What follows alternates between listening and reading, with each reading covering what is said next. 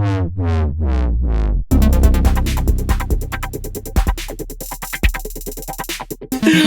to Hashtag General, where Chris has been sick for a month, which is why this isn't Chris. Hi, I'm Chris too. How's it going, Charles? Good. So, joining me this week is Charles Bluto, who, if you've ever watched anything we've done with Blue Post Podcast, which you probably may have not or may have, who knows, you recognize Charles. Fives of you. The fives, I think. Yeah, we're trying to bust into single or double digits. Right. That's the goal for this year, is to get into double digits of a fan base. Absolutely. We're still in the singles, but we can get there. There are hot singles in our area, apparently. Well, so thanks for having me on. Yeah, no, glad to have you. It's like I told you yesterday in a text message, I've been trying to get everyone who was on Blue Post back in with stuff that we've been doing recently, but it's just been trying to figure out the best way, and it turns out Chris being sick for a month is one way to get people in. Yes, that was my plan. It was the evil Machiavellian plan. You spiked his drinks with like coronavirus or whatever it is, going around and... It was Modelo virus, but... Oh, yeah. That's a funny joke. You'll get that when you're older. Oh. Thank you. Sure. Logan's like, I don't understand beer humor. Beer's a joke? Beer's never a joke. Okay. I'm glad we've established that. All right, so let's just dive in. What have you been doing? What you been up to? We say watching, playing, but I guess you could go more into that, especially since I know you do lots of tabletop gaming and all that fun stuff too. Yeah. So I actually, I've got kind of a lot of stuff going on right now. I just started up a new D&D group.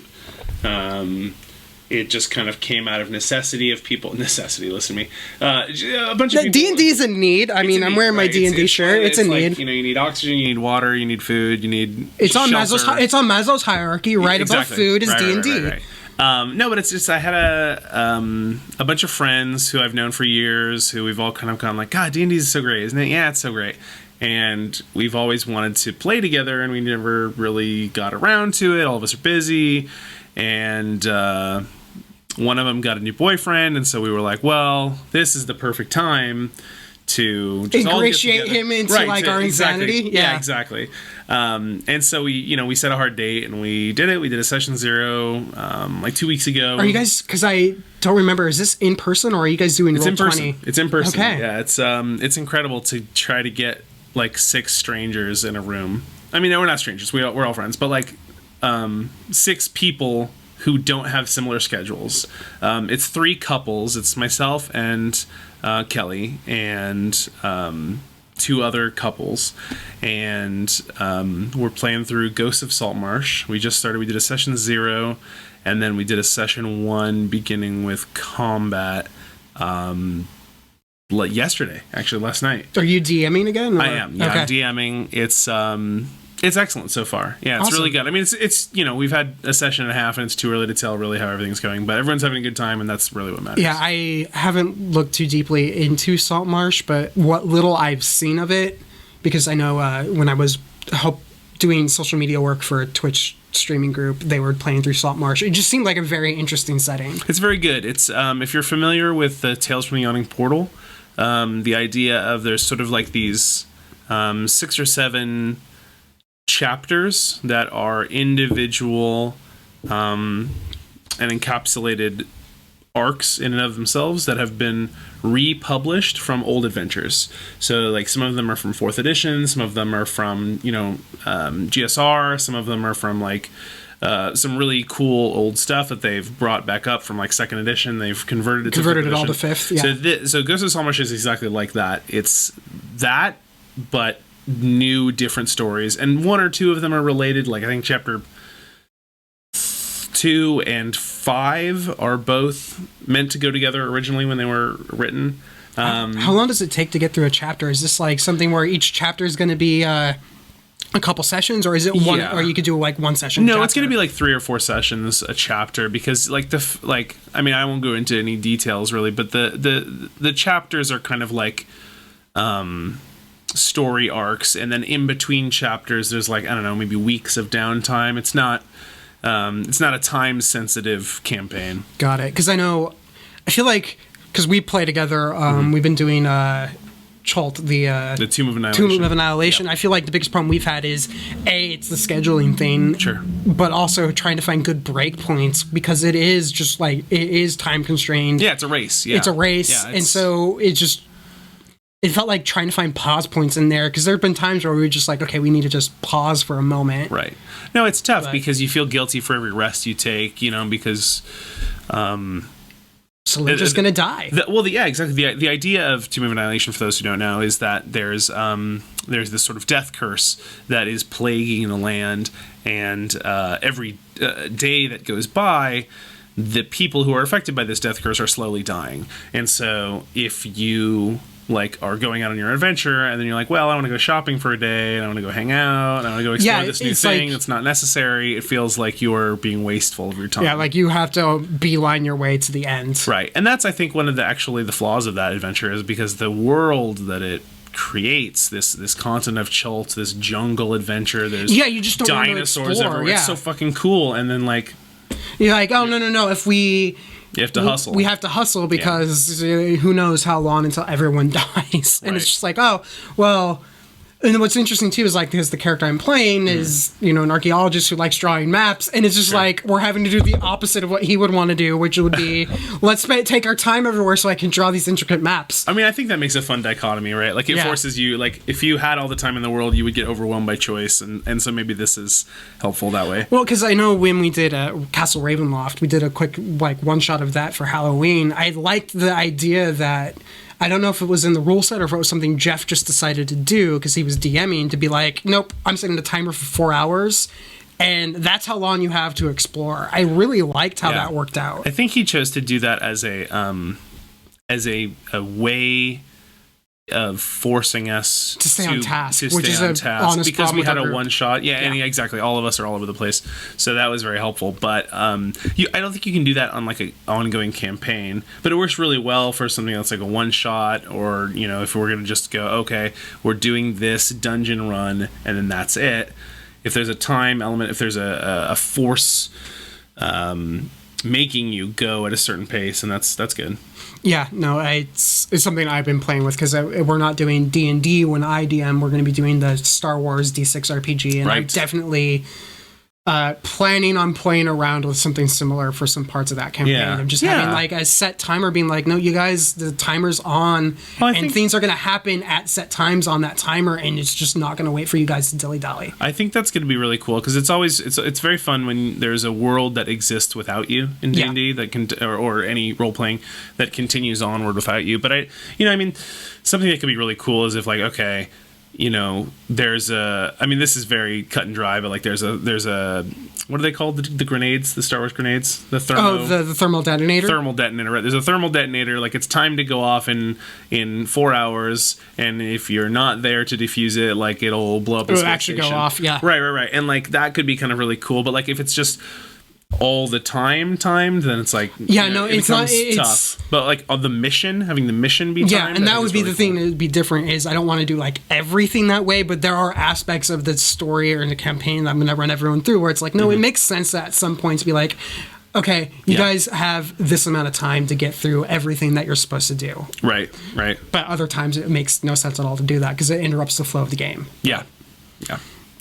No, I've been so that's what I've been up to. I've been kind of doing all of the prep work for that. Yeah, and then as for me, people might have seen video evidence of I'm still playing Jedi Fallen Order and not doing a great job of it. So you're playing a game. Yeah, it's me playing a game. It's just it's not great. No, I still haven't played that one, but I've heard it's just the best Star Wars RPG since Force Unleashed. It's really fun to play. The problem I ran into is I was playing through it and I was really getting into it. I'm like, okay, I'm playing all day today, a couple weeks ago, and then there was a moment where I look over because you're supposed to explore. There's this exploring mechanic in the game, and I was just like, oh, this looks like part of those things you can climb, and so I climbed up it, and then I got stuck behind something, and of course there's no way to get unstuck, so I'm like, well, I'll just, reload the game, and it was I'm like, oh, it autosaved a minute ago, I'll be fine.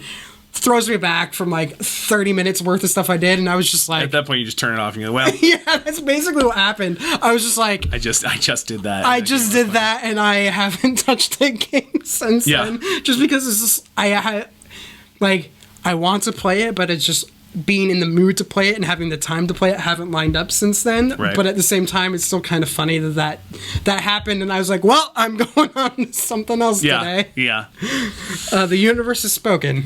Exactly. Right. You're just done. I'm just done. But let's keep going. Let's move on to games. So this one will be another thing for you to go about, because I'm not the biggest Blizzard guy on the planet. All the times I play Blizzard games, you or Kelly have probably been playing at the same time with me. We forced you into it. Right? Yeah, it's like, I think there's some Overwatch and some Heroes that I have played without you guys, but it's just like 90% of the time. That's just Stockholm Syndrome at that point. Yeah. 90% of the time, one of the two of you have been playing with me. But Warcraft 3 had its whole big to-do recently. Yes. And I know a lot of people are upset, but I talked to you briefly about this, I think, Monday, and you were just like, not. So why don't you talk about your thoughts about Warcraft? Yeah, so let's lay the groundwork here. Warcraft 3, a game that is approximately 20 years old. I think it came out in the early 2000s, maybe 2002, 2004. No, it can't be 2004. It had to have been earlier than that. Anyway, it's about 20 years old, yeah. And Blizzard has been advertising a lot that they are going to come out with a new version that's called Warcraft 3 Reforged. And Warcraft 3 Reforged was billed at BlizzCon as being this remaster of the game. Yeah, like basically redoing everything in 4K, make sure all the assets are 4K, the cutscenes are like redone in 4K, that sort of thing. Yeah, everything was supposed to be new. They were also billing it to be so with this much of a gap, right? Warcraft 3 existed before like World of Warcraft, so it was kind of like what laid the groundwork for the biggest MMO of all time, and which has expansive lore. Almost as they say that the two things that have that much lore are World of Warcraft and Warhammer 40K, which if you know either of those things, you know they're both a lot. There's a lot of lore. So what they did was they said that they were going to redo the dialogue and the cutscenes of the game to bring the lore more in line with what it is now, right? So like setting, not changing the past, but using the correct terminology that they hadn't quite landed on yet back those 20 years ago when they made this game. And so they wanted to kind of they were doing basically a special edition type thing. Sure, and they also wanted to like use the current voice actors for characters for the characters then, as opposed to then they didn't really they weren't planning for this legacy, right? So they just kind of used whoever they could, and the voices are good, don't get me wrong, but they wanted to, for example, for Sylvanas Windrunner, they wanted to go back and they wanted to use the current Sylvanas voice actress to redo the lines for Sylvanas. And there was lots of other plans, like you said, to bring it up to 4K and to do all these things. So the game was in open beta for about a year, and then it just came out about a month ago now, and how many hours do you have into it? Oh boy. Quite a few. Quite a few? Quite a few. Okay. Yeah. I haven't logged it yet, but a lot. So there's a lot of backlash. Reddit has kind of exploded. A lot of people are really upset with Blizzard. That's Reddit. Sure, that's Reddit, yeah. But I mean, at the same time, they have some ground to stand on, because some of the problems with the game are significant. There were like glitches and stuff, and like it's a new game, all games have glitches to begin with, but there were glitches that like wouldn't let you build a town hall, which is the basis of the game, is building your base and making an army. If you can't build the base in a RTS, you kind of can't play. Done. Yeah, you're kind of done. So there were some really big issues. There was a lot of issues with the games crashing and not letting you load. There was like wait times before you could get on. Another issue is that the client replaced the previous client. So if you had Warcraft 3, the original game, installed on your computer, which you could get from Blizzard, Warcraft 3 Reforged replaced that client. So now if you want to play the old version, even if you haven't bought the new one, you have to go through the new one's client. To get it. Oh god. So it's got, again, a lot of issues there. There's also the issues of they ended up not doing any of the recutting of scenes or using new voice actors. They just completely cut that feature entirely. And they also had issues with the way that I'm trying to formulate my thoughts here. They had issues with the game, the way that the game would match you in online match play. So you can play against other people in versus mode online. Yeah. And they had some issues with, like, it would connect you and then it would drop you after 20 minutes. So, like, you would get just into the game and you would just start getting going and then it would drop you. Drop you. Yeah. So, like, that's kind of server issues as well. But, like, the main problem that a lot of people have with the game is that they feel like Blizzard didn't really deliver what they promised. Said they were going to deliver. Everyone understands that issues happen, but to say you're going to do one thing and then not be able to give that thing is rough. But I wonder how much of the non-voice actors is the fact that there's been disagreements between the game studios and the guilds. It could be some of that. I know that they had contracted Christy Golden, who is sort of a famous... She's Blizzard's, I should say, World of Warcraft's go-to author. She writes all of their novels. She writes all of the... there are some books out now called Warcraft Chronicle, which is a lore recap book that's very nice, hardcover, comes in different volumes. She writes all of that, so she's like in charge of writing for them, and she was going to be rewriting all of the new dialogue and stuff with the new voice actors, and I know that got canned as well. So I don't know how much of that was an expectation that they realized that they couldn't meet, or if it was a guild issue. Because I think the voice actors are still on strike with a lot of the gaming studios. It may well be. And I know that there was also talk of maybe trying to re-piece things together through existing audio of new, like, character. I'm kind of glad, honestly, that they didn't do that, because Warcraft 3 is a game that's really close to a lot of people's hearts. And to have it kind of messed with in that way, I wasn't super excited for it. It would have been fine. Would have been fine, but it's like, I guess my thought would be it could easily become the Jabba scene in A New Hope. Sure.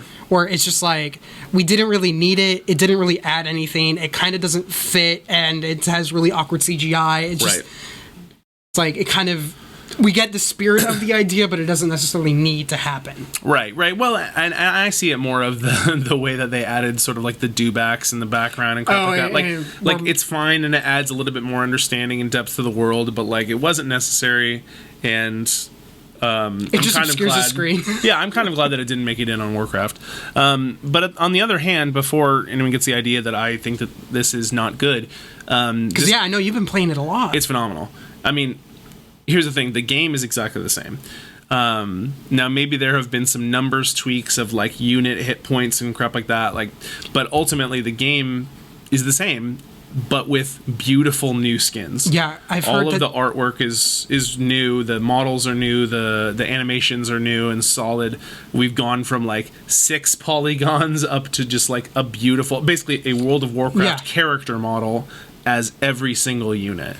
Nice, because I know the thing too, they've talked about changing the numbers, and Blizzard even flat out said it was not because they didn't respect Warcraft so much as they're like, Warcraft is the pillar of RTSs in so many people's minds that they wanted to, if they were going to reforge it, they wanted it to be perfectly balanced, so that way, even though people might not like the fact things got tweaked, so that way anyone could come in on any side and be able to have a balanced gameplay against someone else. Well, and that's another thing to talk about, and I kind of wish Chris was here to talk about it, is that StarCraft, right? StarCraft is something that Chris is very close to, obviously, but when they remastered the original StarCraft, which they did several years ago, they polled the people who played it the most.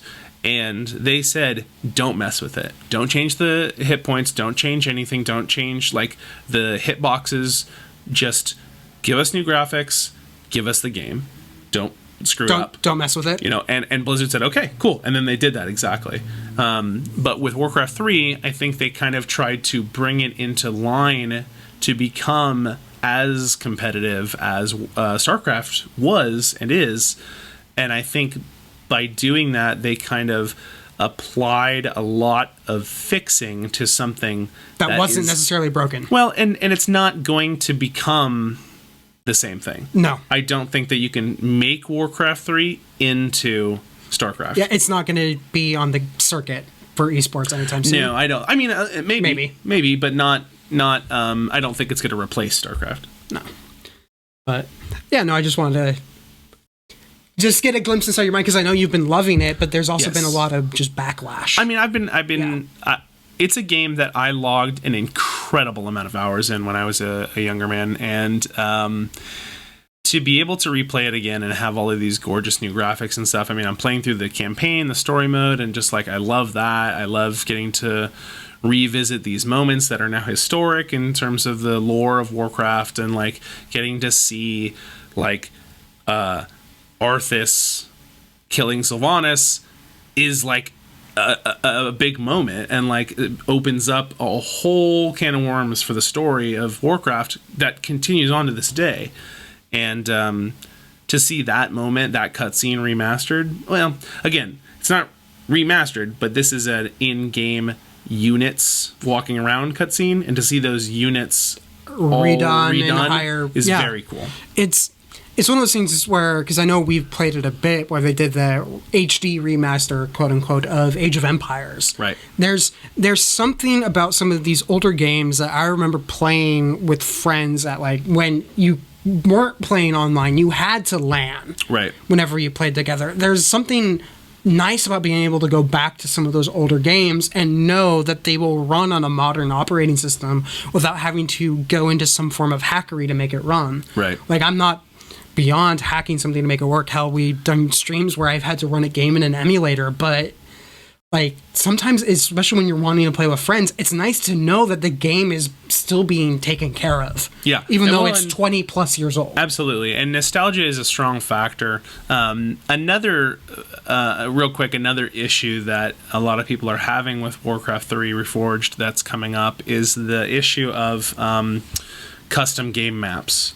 So you've always been able to create your own custom game maps. Warcraft 3 comes with an editor where you can create your own maps, and that includes your own story missions. So you could create your own anything, and that's actually so. I don't know how much you know about this, but Dota. That's how came Dota started. Out of Yeah, Warcraft 3. that's why it's Dota 2. Right, because Dota originally was a map in Warcraft 3 that someone had created, and Dota 2, Blizzard doesn't see any of that money because it is not related. So I think Blizzard has learned their lesson on this one. Yeah. And they have explicitly said that anything that you create using that software, using Warcraft 3, is owned by Blizzard completely. And a lot of people are scared by that. But at the same time, I don't know, it makes sense to me. Yeah, it's one of those, like, I get why people are upset, but also at the same time, I totally get where Blizzard's coming from, where it's like they want to let you do all that stuff, but at the same time, they don't want to let the next big thing, if it gets developed in Warcraft 3, they don't want it to be able to just up and go to someone else. Sure. Yeah, it doesn't affect me personally, which is why I'm okay to let it go. Yeah. But I know a lot of people are really invested in that, and they use that software to do things that are incredibly creative and different. And I just hope that this doesn't put a damper on that. Yeah, because I didn't, again, not in the Blizzard community, but I know from when I was really deep in the Civ community, still a horrible Civilization player, but really deep into it, how there were some really ingenious mods out there where I never played them, not because I wasn't interested, because they just was the depth that some of those people put into those mods. I just knew I didn't have the time to sink into it appropriately. They basically would take a pre-existing game and create something entirely new and different. And it was just like, that's the beauty of modding, is that they gives these people a creative outlet in which to explore. And you don't want to curtail that, but at the same, I get where Blizzard's coming from. But if that is the thing that kills that modding scene, that could kill the longevity of the game. Well, I don't think that the modding scene is going to be killed. I think they'll just go somewhere else. Yeah, like they're resourceful and they're intelligent, and that means that they're going to use a different tool. And I think that just really can only hurt Blizzard, because then that means they're going to still create that next big game. They're just going to do it somewhere else. They're just not going to. Yeah, they're going to do it somewhere else, and you don't get to play. Yeah. But we'll see where that all lands. Because, yeah, I mean, no, who can tell, right? Yeah. But let's move on to TV. So this is just going to be a real quick one. I know when we did Blue Post, we had a whole episode about if there's too many streaming services. NBC Universal's new streaming service, Peacock, they've announced that it's going to have a free tier. Okay. I have been advocating for this for a while, where like CBS, ABC, and all of them should have a free tier. Basically, just recreate broadcast television and stream it that way, and people can pay to cut off ads. Oh, I see. So yeah, you can still pay for it and get rid of ads, but it's otherwise free, and it's basically broadcast television. I guess my question is, again, as someone who's advocated for it, as someone who is subscribed to a bunch of streaming services, would you be willing to try out a streaming service for free that has a gargantuan amount of ads?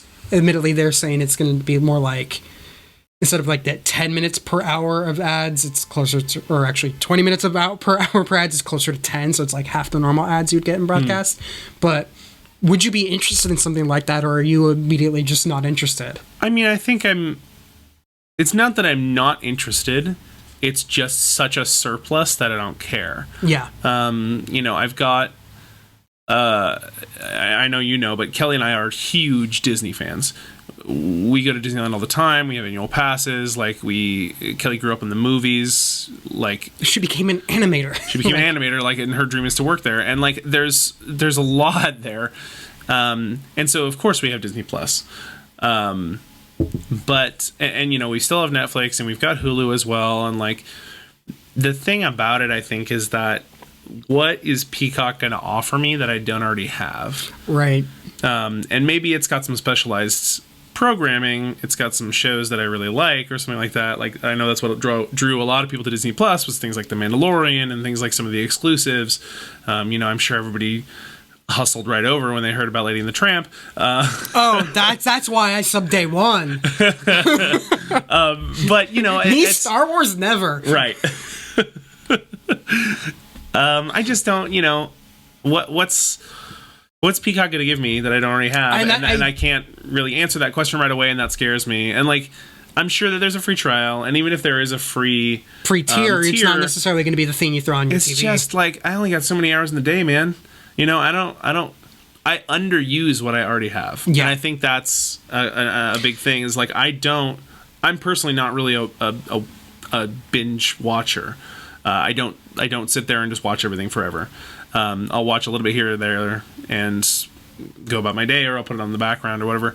And I don't, there's plenty on what I already have. I think Netflix's body of programming and Disney Plus's body of programming are so vast that until there's something that can match that just as much, I don't see the need. Yeah, it's I'm in a trial subscription, or it might have flipped over to an actual subscription, because I, of course, pay close attention to these things. So they get you. Yeah, with CBS All Access, and I binged through Star Trek Discovery. Sure, yeah. Really liked Star Trek Discovery. I'm iffy on Picard right now, but it's after that, other than the fact that it is kind of nice to not have to deal with YouTube to watch the Colbert monologue, there is nothing on CBS that I'm interested in at all. It has the same problem that HBO does, where they have a couple of really good programs. A lot of people the standard protocol for many years was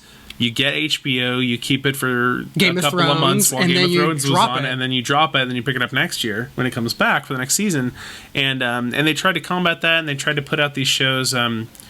Oh my God, what was the one with the robot people? Westworld, yeah. They put out Westworld. Westworld was great. They put out, they started doing The Watchmen as Game of Thrones was ending to try to keep people interested. And those shows are great. I really enjoyed His Dark Materials. Oh, yeah, absolutely. Yeah, absolutely. It's just I have found that HBO puts out just enough of stuff that I'm interested in that I don't feel like I'm having to police whether or not I'm keeping it. Right. But all these other services, I'm just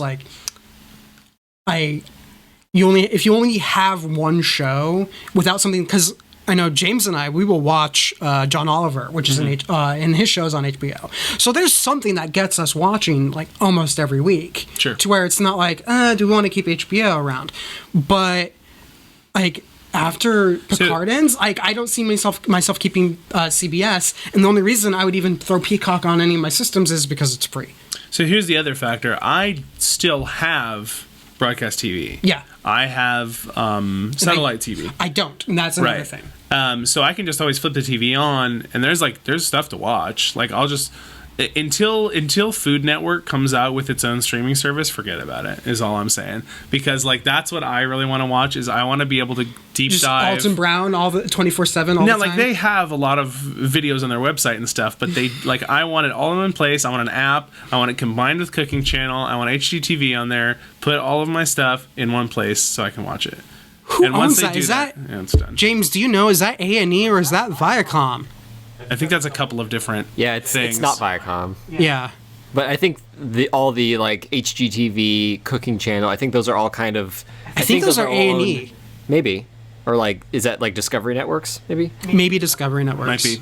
But it's also one of those things where like smaller cable companies like that, I almost feel like are going to... Either they're going to somehow put out their own system and hope people subscribe, or they're going to get bought out by someone, so that they can get thrown into their it's possible. ecosystem. It's possible. Because I could see that being a thing where Comcast goes out and goes, yomp, just so that way they can be like, subscribe to Peacock, and look, you get Food Network. Like, make it be the thing that you unlock by paying for it, rather than using the free tier. Sure. Which... So what does the free tier offer you? Is it just their entire catalog? I don't think it's their entire catalog. Okay. I think it is... like most of the catalog, but with ads. Sure. So everything except the good stuff and ads. Yeah. So it's like Hulu when it had a free tier. Okay. But only NBC. Okay. Well, yeah. I get the appeal. Like I know why these companies are doing this. It makes more sense for them to get paid directly from the ads or from the consumer to avoid the ads. Like, money-wise, that just makes sense, and it clears up a lot of contract issues and stuff like that. But like at the same time, I'm wondering how it's going to play out, because is this going to make it be a thing where now CBS is going to realize that it doesn't make sense, like we can't really charge anymore because all we do is being matched by Peacock, except for the like.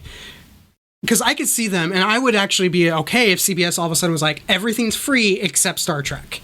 Or in all these other shows that are all like exclusive to CBS All Access, to where the only way you get it is to pay for it. But like, if it's already free over the air on broadcast, why is it behind a paid subscription? It's just... Yeah, I mean, again, I think that the real issues there are that there's an oversaturation of people offering things that are not different enough to make a difference. Like there are plenty of MMOs out there that are not World of Warcraft. There are plenty of card games out there that are not Pokemon and Magic the Gathering. Like there are the quantity is already there and in other forms, and now we're seeing it coming into the streaming service. Yeah, where the people who came in from the very beginning have this advantage because they're strong and they have been doing it from the very beginning, and they have this incredible body of work, like I mentioned earlier. And I just don't know what these new guys can offer. Yeah, it's the nostalgia play. HBO Max is pushing hard the fact that they're going to exclusively have Friends. I don't care about that. Yeah, I don't care about that either. but a lot of people do. But a lot of people do, and that might get them to subscribe. It's just like, that's literally everyone's game plan right now, is like, we have this show you love. Sure. I mean, if they go and they pull that 70s show off of Netflix, and they pull, all these, like The Office off of Netflix, and then they put them into one place, like, Office is going to be already? Peacock. It's going to be exclusive to Peacock. Okay, so maybe that's going to be like... Again, that's not something that draws me, but I know a lot of people love The Office. A lot of people love those kind of sitcoms. It's the reason why Netflix has been spending so much money on content, is they knew this day was coming. Sure. Where every company was going to be like, why are we getting paid money from, like, when we could be doing it ourselves? Like, it was inevitable that this was going to come, which is why Netflix has been spending so much money on content, because they realized if they didn't have their own content, they would have a library of nothing. Well, the Netflix is the kings and queens of seeing an upcoming problem and adapting around it. Yeah.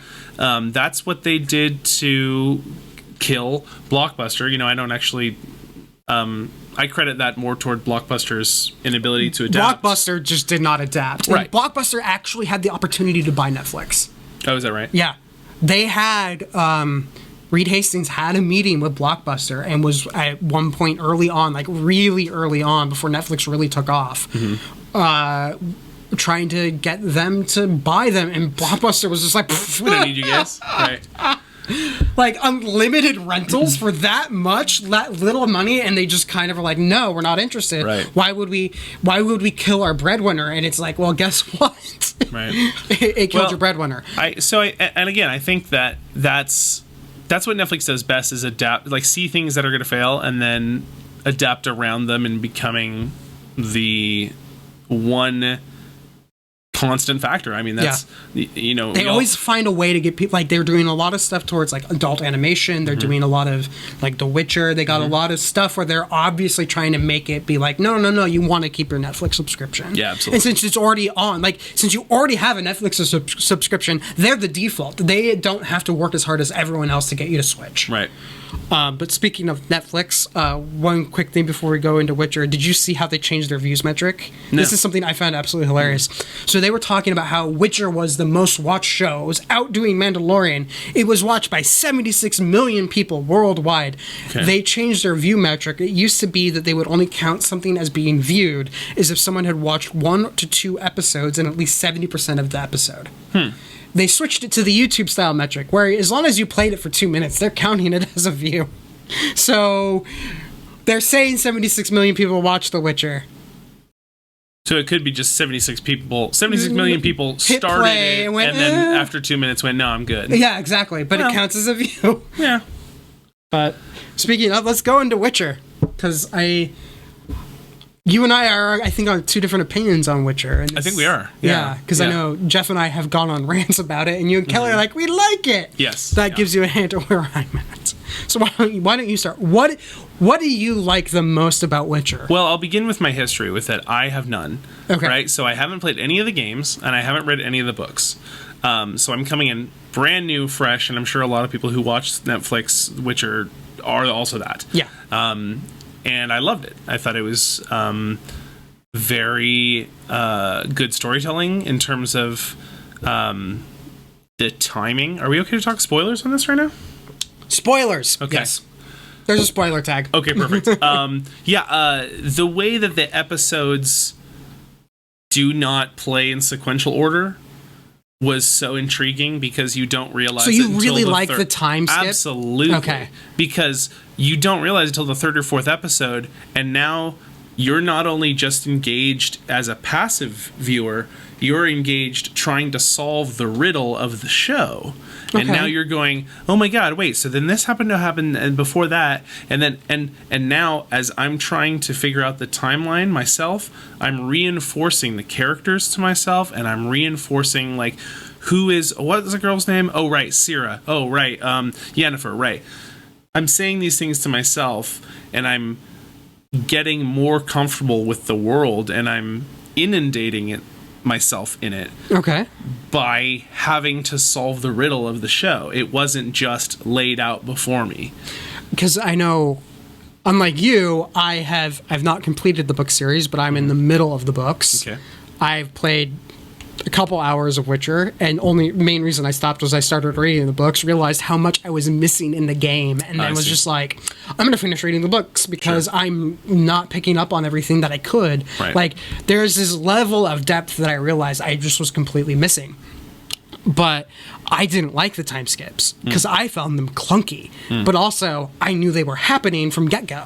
Right. Because I knew that the timeline where they were, I knew where they were each time it happened. I'm like, okay, series present day, Yennefer is decades ago, and Geralt is like maybe a decade ago. Sure. Right. Yeah, I mean, I think that... I think if you knew that going in, I still think that the filmmaking... did a good job presenting the material in the way that they did, right? I mean, that's a very say nothing statement that I just said, but I think it's nice. I think that they did a good job. I like I said, I can admit that I still would have liked the show without the time skips. Like, if they had just presented in linear order, the content would have been good. But then at that point, if we were doing that, then we have to Yennefer, Geralt, and then big battle at the end of the show. Yeah, and like, that's not that great. Yeah, because it's where I think the time skip cups problems are like for me, and I know for our friend Jeff, it's because as part of the time skips, they change some aspects of the story that that undermine some of the character arc of Geralt, or at least we felt it did. But because he, throughout the book series, one of the things that's different is he's constantly trying not to get involved with Ciri. He's just like, nope, I'm out. Not gonna happen. Not gonna do it. Not gonna happen. And then in the show, they're like, he goes and he shows up before the big battle where everyone dies and is like, I'm here to claim my child as prize. And in the books, he doesn't do that. He doesn't realize it till it's too late. And so, like, a lot of the book series and a lot of what's going on is basically Geralt trying to catch up to Ciri. Is like kind of just like the entire thing. Sure. And it just felt kind of odd that he would have had that switch before, because part of what compelled that switch in the books anyway was the fact that he thought she was dead. He thought he was too late. And him finding her at the very end in what the TV show was, in the books, him finding her, it was, he thought she was gone. That wasn't until that moment he was for sure she was dead. Sure. Whereas in the show, it doesn't quite, I think he still thought she was dead, but it was just, she was dead because he failed in the books, and it's not the same way in the TV show. Right. Yeah, I mean, I think that the things that I liked about the show were not necessarily like Geralt and Ciri's plot. What's her name? Ciri? Ciri. It was not their plot, right? It was not like them coming together. That was just like the I-beams. That was the framework that they hung the show on. Yeah. And like, it was fine, sure. But like, the character pieces were incredible. Like, and I understand that they're going off of these books and these games that have, like, they didn't just come up with this story in a vacuum, and I understand that. But it was just, I think the performances were great. I thought the special effects were really good. It's like, as much as like we would knock some aspects of how it was put together, I can't say a single bad thing about Henry Cavill in this show. Well, okay, I'm glad you prefaced that or ended with that, because I know you. I really dislike Henry Cavill, and I loved him in this show. In this, he, honest to God, nails the character perfectly to where it's like where I have quibbles about stuff. It's not in his portrayal of the character. Right. It was like some other aspect in the storytelling that is not his acting at all. Perfect, pitch perfect, spot on. That is a brilliant portrayal of that character. Yeah. And I as much as I complain, and I remember my initial reaction after finishing Witcher was like, it's a show on Netflix. Meh. I can't think of a bad thing or a thing I would say, oh, he should have done this different. He nailed the character. I think that the thing that's really interesting about this show is that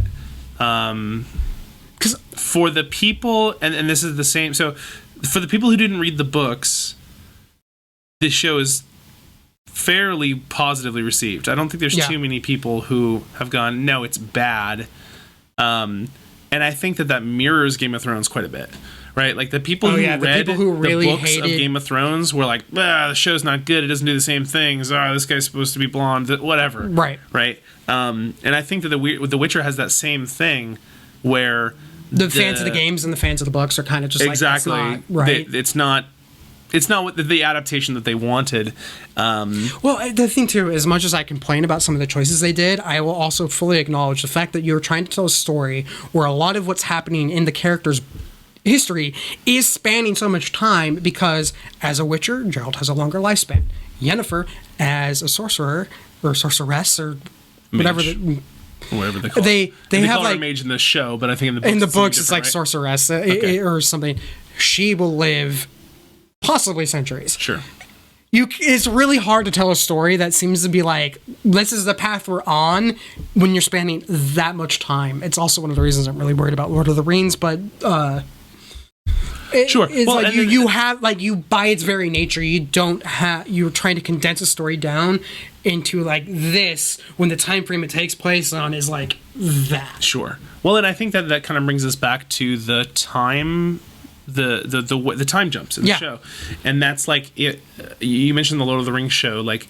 The flaw with something that spans that much time is that you don't get to have protagonists. You get to have an ensemble cast that has to carry the whole thing, and you rotate characters in and out, and that can be really tough. And I think that The Witcher, the way that they did it was incredibly smart because it introduced you to Geralt and who he is and his capabilities right off the bat. Right? It's like, you know that he can kill some monsters really good, and you know he can kill some people really good, and you know he can solve mysteries really good, right?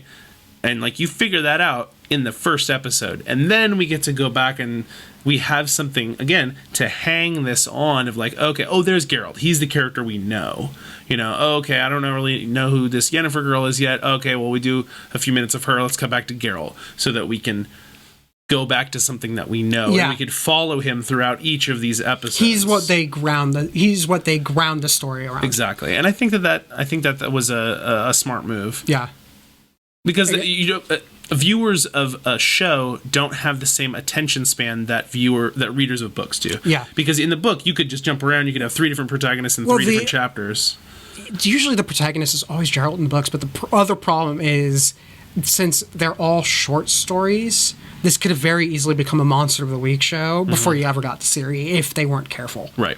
But a lot of what they did with this season, I feel like, was them going, okay, we need to get past the short stories and start getting into the actual book series. Well, but at the same time, because all of this was the short stories, but I think the next season it lines up with the first in like the book series. Well, I think like 6. How many episodes were there? 8? 8, I think. So I think like 4 to 6 of the episodes were like self-contained, and which is very atypical for storytelling in television these days. Yeah. So, but they hung little bits of this plot from 1 to 8 along the way. Yeah.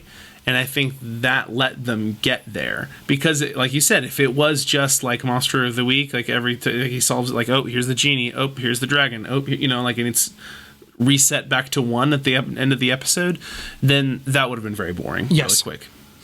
But yeah, I'm interested to see what they do with season 2. I'm probably not going to be like first day watch, but I'll definitely watch the second season. It's not. What's the phrase that they use? It's not viewing that you have to be there at a certain time for, right? Oh, it's not. Oh God, James says it all the time. Something viewing. It's What do I say all the time? Appointment. Is it appointment viewing? No, it's. Regardless. Yeah, I know what you're saying. You know what I'm saying? Yeah. It's not like, oh, it came out today, I have to make sure I go home and watch it tonight. Oh, it's appointment television. Sure, appointment television. It's not that, but I think it's going to be the thing that's the advantage that it has by being on Netflix and being on a streaming service is like, you can watch it whenever. Yeah. Like, it's not going to be and it's not coming out episodically. It's coming out a whole season at a time. So nobody at the workplace is going to be all like, oh, did you watch the newest episode or whatever? You get the whole week. You get the whole everything. You can figure it out. You can watch it in your leisure. And I think that's another advantage of the show is that it's not going to be... Maybe it's an advantage, maybe it's a disadvantage, because it's not going to force people to sit there and watch it or else they miss out. Yeah. But it's got enough in it to keep you going, I think. It's got enough in it to make you watch. Yeah, it's... Even if you're like, well, this is not great. I read the books. It doesn't do what I want it to do. I played the games. It feels off.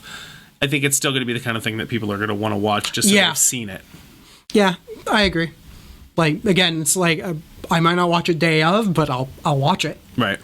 And who knows? Watch season 2. If it's this mind-blowing, spectacular awesomeness, then great. Right. Like, right. You'd love to be proven wrong. Yeah, I'd love to be proven wrong. But I also sometimes think, too, especially with, like, Witcher, I think having you explain it further, I would say that this assessment is wrong. But I was also thinking, 'cause in terms of Game of Thrones...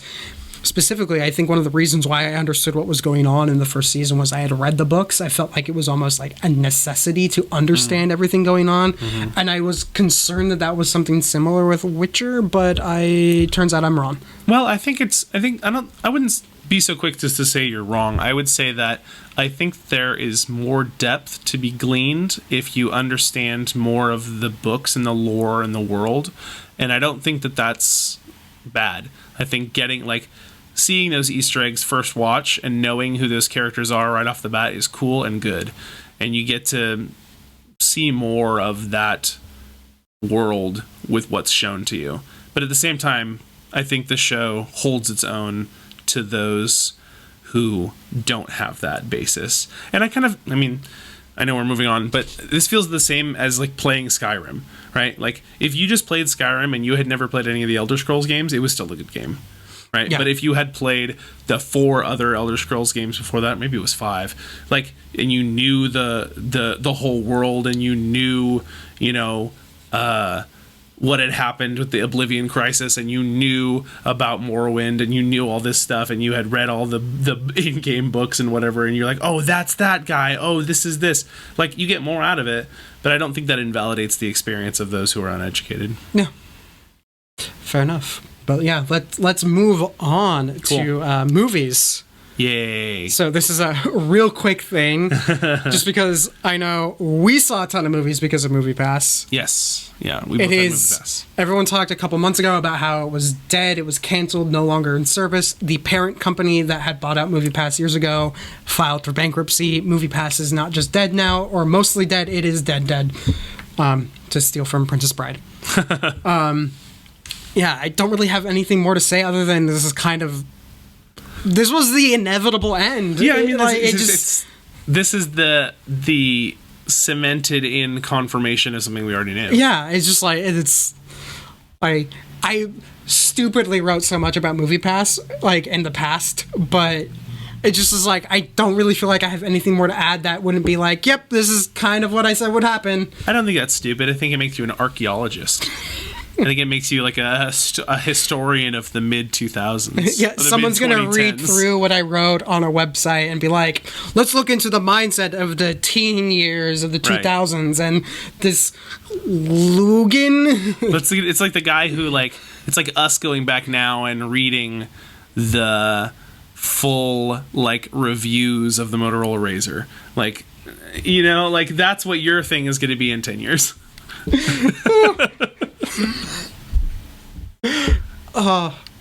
No, I think the only positive side of MoviePass is that AMC has their own subscription service. Alamo's starting their own. I think Cinemark has one. Mm-hmm. Regal is rumored to be starting one soon. They obviously changed the industry and how it works, but they totally went about it the wrong way. Well, I mean, I'll share with you a phrase that I have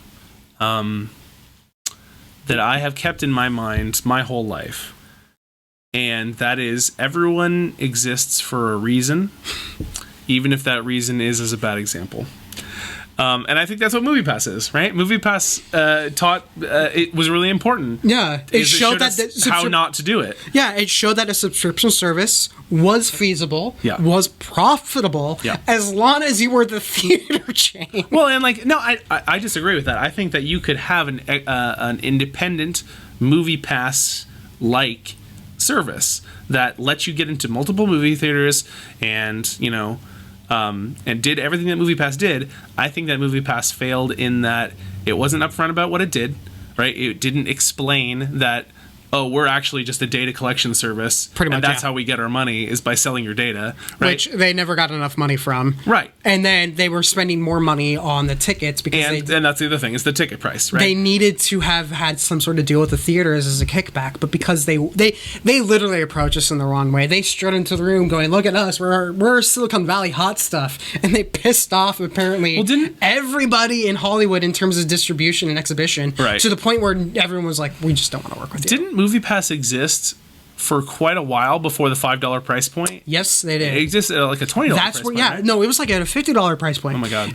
What really happened is these two people who had experience in Netflix became like the CEO and they became the people who ran it. And that turned MoviePass from this weird, obscure thing that you could only use in a few cities and a few theaters into a mainstream, oh my God, this is the greatest thing ever.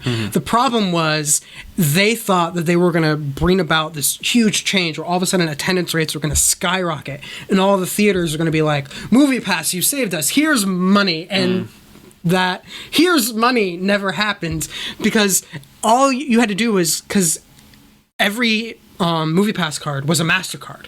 So all you had to do was, if you're AMC, you just had to sit there and be like, our attendance went up. Was there an increased use of MasterCards compared to like everything else? Like, was there an increase there? And you could almost like back math, figure out how much of it was MoviePass and be like, oh, like they just did the napkin math and realized, oh, we could charge like $20 a month and do the exact same thing, make a profit, and cut out the middle guy. And that's what they did. Yeah, well, but I don't think that the death of MoviePass was because of the rise of like theater specific. Oh no! AMC's A-list isn't what killed it. MoviePass killed itself. Yeah.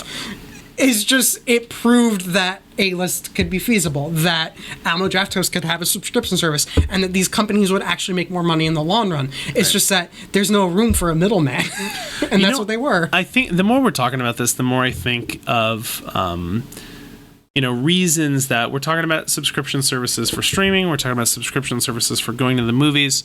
I think one of the pillars of the business of these is that it always costs the same amount every month. Yeah. Right? Like that is the draw. And I wonder if that is because of the economy. You know what I mean? Like do streaming services do better because people can now plan how much they will be spending on their frivolities? Yeah, I don't know if it's necessarily budgeting or planning, but yes. This is actually something I should put a link in the show notes at some point to something I wrote about we'll read your magnum opus later. Yeah, about movie ticket pricing. Because what's interesting about movie ticket pricing is everyone complains about how expensive tickets are now. Like a $15 ticket, they're like, oh my God, that's outrageous.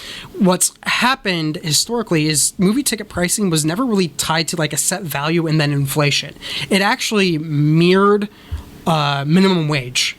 So what's happened is, as the economy has changed and our buying power as consumers has gone down at the same time that our minimum wage has stayed constant, it's this $7.25 bullshit. The ticket pricing still adjusted upwards accordingly, even though the value of the dollar went down and our rate of pay did not accordingly go up. So what's happened is people just have less money to spend. So they aren't going to be as willing to go out and spend money on a movie ticket anymore, because they're having to go and spend they're making the same amount of money, and it doesn't go as far as it did 20 years ago or 30 years ago. Right. Like, if you look at the median wage of an American family from 1990, it was like $50,000. The median income of a family in the United States today is like $50,000. But $15,000 today is like half the value of $50,000 in 1990. Right. But so that's what's happened. And that's what I'm saying, is that like maybe that's why we see so much streaming service, because there is more of a demand for it, but because people are attracted to the idea of not having to guess what they're going to be spending on their movies and their consuming. It's absolutely a thing that's killing it. It's one of the reasons why I think everyone freaks out about, oh God, it's always these businesses that are like, we can't afford to raise minimum wage, we're running on margins. It's like, your employees couldn't afford to go see a movie, to be perfectly honest. Right. Like, the only reason I could afford to see a movie when I worked at ArcLight was because I could go for free at ArcLight. If I had to pay for those tickets, I would never have been able to afford to go. Right. So if everyone everywhere all of a sudden can afford to buy a movie ticket, and it's so, instead of becoming a thing of like, can I budget and afford a movie ticket, and it then becomes just like let's go to a movie, to where you no longer have to worry about it. That's what everyone needs to happen if they want to see this explosive growth. And until that happens, subscription services are going to be a thing, and they're going to be how everyone gets their content, because $10 a month for Netflix is way better than $10 to go see a movie. Right. You need that $10 to go see a movie to be just inconsequential. And that until expected that value happens, everyone's going to be suffering in entertainment. Like, there used to be a thing that entertainment was somehow like beyond the economy. Like, the economy might go down, but entertainment will be strong because people will always want to be entertained. Yeah, that's true. But when people can't afford to be entertained, even when the economy is booming, how the hell or why the hell would they pay money when the economy sucks? Sure. So, Econ 101 with Logan. Great. But yeah, no, it's a thing. It's an actual thing that I don't think these businesses are thinking about enough, that they need to stop thinking about how much money they're going to make next quarter. They need to think about what can we do and what can we advocate for that means we'll be around and viable in 50 years. And by the way, raising minimum wage is one way you can do it. You heard it here first. You heard it here first. Moving on to... because this is something I wanted to talk about. The next item on triggering Logan is Knives Out. Star Wars. Oh, Knives Out. Okay, Knives great. Out. Perfect. Yeah, Star Wars is later. Okay. Spoilers for Knives Out, everybody. If you haven't watched it, I think it's on First Blu-ray. of all, do yourself a treat and go watch this movie. I've seen it in theaters 3 times. Mm-hmm. I'm going to buy it on Blu-ray. And in the past 5 years, the only movies I bought on Blu-ray are Star Wars. This is the first non-Star Wars movie I am buying a physical copy of in, like, probably the past decade. I don't know who that says more of, the movie or you. It probably says bad things about both. Or a good thing about Knives Out, bad things about me. But no, I love this movie. It's fantastic. It's so much fun. Yeah, I have been describing it as the best movie this year. It's an incredible whodunit, directed by Rian Johnson, that is set in the modern era. Yeah, it's a modern day whodunit. Is incredible. Yeah, it's not one of those sort of period Agatha Christie whodunits, even though it is heavily inspired. Oh, it's heavily inspired by like, Agatha Christie and also Poirot by and all that. Yeah, Hitchcock. It's the thing about this movie, right? And so we talk a lot of Star Wars. Oh yeah. I know you guys do a lot here on the show, and just my life is 90% Star Wars. Yeah. You wake up in the morning and your eyelids have the crawl. The crawl. Yeah. It's actually it's painted on the roof. Perfect. Yeah. Yeah. So I think the interesting thing to talk about this movie about in this context is that it's directed by Rian Johnson. Oh, yeah. Right.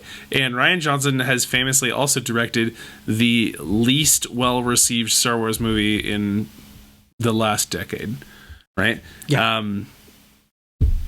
So the really interesting thing is I haven't seen any other Rian Johnson movie. I saw the Star Wars one, and then I saw Knives Out. I'm actually in the same boat. As much as I really want to watch Brick and Looper and Brothers Bloom, it's just for some odd reason. Like, I don't know if they're on streaming services or not, but it's just they might be. I need to check because it's like one of those things where I'm like, I need to watch Rian Johnson's other work. Because so I walked out of this movie and I went, that was amazing. This is an incredible film. Why wasn't the Star Wars one good? And the answer that I ended up coming across eventually was that he had to make this movie however he wanted. And he did the same thing with Star Wars. He made it however he wanted, and nobody wanted that. Nobody wanted him to take his take on Star Wars. They wanted him to make Star Wars what Star Wars already was. Because there were kind of a lot of controversial things that were brought up in Star Wars in terms of what message he was trying to portray to the audience in terms of, the importance of who your family was and stuff like that. Yeah. That I think Rian Johnson made more important than the IP. And I think that's where a lot of the backlash came from. And we're not trying to rehash, this movie that came out a couple of years ago now, but walking out of Knives Out, I went, oh my God. Like, he got to tell exactly the story he wanted. He didn't have to worry about any IPs. He got to just make this movie from the ground up, and look what he did. Yeah. Like, look how good it was. It's one of the reasons why I mean, even after Last Jedi, I was still excited by the idea of Rian Johnson making his own Star Wars trilogy. I think what it comes down to with The Last Jedi is, this is actually something I've been thinking about for a while, is that we have a bizarre film criticism nowadays is overly reactionary. where people will have an immediate reaction and response in the theater, and then instead of trying to be like, why do I think this way, let's analyze this film and like try to discuss, they are so laser focused on that initial impression that anything that deviates from it is either marked as wrong or incorrect, or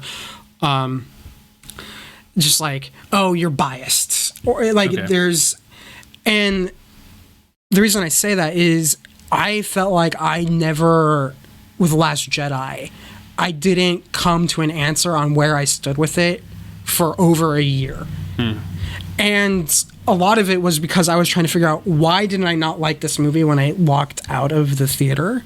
Because I just remember being just like, it was not what I expected. It wasn't what I wanted, but I couldn't sit there and be like, oh, this movie's garbage, as much as a lot of other people would be. And like, I'm sure that was because it had Star Wars in it. Well, I mean, I think a lot of it was because it had Star Wars in it, but where it gets to, for me, is that we are so used, and J.J. Abrams is, I think, great for these in the theater, this feels awesome moments that don't necessarily feel as awesome when you like think more about it. It doesn't necessarily age as well, and I'm feeling like Last Jedi is aging better in my mind because there's a lot of what Rian Johnson chose to do in that film that, they weren't necessarily what I expected. He deconstructed Star Wars and then rebuilt Star Wars in one film, which is kind of crazy to think about because he wanted to break down the idea of, like, this isn't going to go the way you think. Like, Star Wars isn't always going to be the plucky hero goes in, does this crazy thing, and it's going to work. In fact, when the plucky hero goes and does the crazy thing, he blows up a ship, but at what cost? He was trying to look a little bit deeper into Star Wars, and I think that's what people didn't like. And they think that's what people didn't like. Yeah, Star Wars is shallow in its concept. Well, it's shallow in its concept, but where Star Wars, I think, has its strength is you can dig deep into it and start to explore like a lot of philosophy and a lot of there's a lot in Star Wars you can draw out of it. Sure. That isn't necessarily at the front and center of the films. And I think with Rian Johnson, a lot of those thoughts are a little more front and center because I'd been on forums online where people would, I know, shock, where people would be discussing whether or not the Jedi were good. Okay. Like, sure. Were they the reason the Republic fell? And lo and behold, we get Luke Skywalker in a movie basically stating that as a thing. And I never would have expected that, which is, I think that's one of the best parts of Last Jedi is there's so much in that movie that only a Star Wars fan that was truly deep into Star Wars would have put into it, but at the same time it just kind of made everyone, it wasn't like a fun movie in the sense that Rise of Skywalker was fun, or Force Awakens was fun. Sure. It wanted you to sit and think, and because failure's not fun. Yeah, failure's not fun. Centers around failure. And that movie centers around failure, but the idea that you can still have hope, that there's still going to be a spark, and we can still keep fighting, is just so many people were caught up in the idea that it didn't feel fun that they decided it was bad, and you cannot like that movie. I could sit here and trash the prequels a lot. I still appreciate a lot of the story behind them, but I can still trash them as filmmaking. Sure. I don't feel comfortable trashing Last Jedi as filmmaking. I think in terms of filmmaking, it's the best of the sequel trilogy. I think there's I have some opposition to some aspects of the storytelling in The Last Jedi, but I can't sit there and say, when people go objectively Last Jedi is a bad film, I say if you're objectively looking at Last Jedi, I don't think you can make that argument. I think you can make an argument that I didn't like it while watching it. I think you can make an argument that I don't like it still while watching it. I don't think you can make an argument that objectively it's a bad movie. And I think part of that is the fact that people want this initial immediate reaction and then they don't think about it. And the reason why this actually came up because I went to Matt Martin, who is one of the Lucasfilm Story Group, did a screening series at Alamo Drafthouse last month, where he was doing the cinema behind Star Wars, and he screened films like Casablanca, Hidden Fortress, THX 1138, and I was able to go to Casablanca and THX 1138, and he made a comment at THX 1138 about how he wanted to do more stuff like this, where people from the Star Wars fan base would come together and explore more of what the ideas behind Star Wars, not just Star Wars itself. And I realized, because I was sitting there when THX ended, and I was tired and I wanted to go home, but one of the things I love most about film school is the credits would be rolling, the teacher would go down, they would turn down the volume, and we would start talking about the film and start analyzing the film without sitting there going, this one was bad, this one was good. We were just start being like, well, what is the purpose of this film? You can eventually get to the point of, is it good or is it bad? But if your analysis is coming from the standpoint of if it's good or bad, it's bad, you're going to ignore everything that says that is contrary to that. And I think that's what killed The Last Jedi in the fan base, is that everyone stuck to their guns and they didn't sit there and try to think about it further. Because, and I've said this multiple times on this show, I hated 2001: A Space Odyssey the first time I watched it, but I couldn't stop thinking about that movie for 2 weeks, and that is why it's one of the best science fiction films ever made, is because it made you sit there and think about humanity. And The Last Jedi wanted you to sit down and think about Star Wars, and everyone was upset about that. And that's what we thought about Knives Out. I know, we completely just like unended.